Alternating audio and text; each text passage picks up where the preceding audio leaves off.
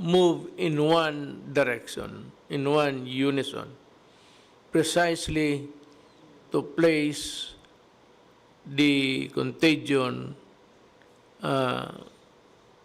in control for the better health of our Filipino, our countrymen. Wala namang gusto nito eh. And we do not want to be lording it over your local governments because we do not want to do that. I do not want to do that. That's an added task. Ayaw na ayaw ko yan. Pero wala tayong magawa.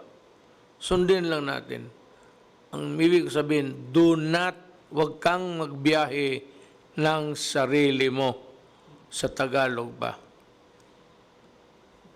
Kung sa wedding, ay wag kang magpa laro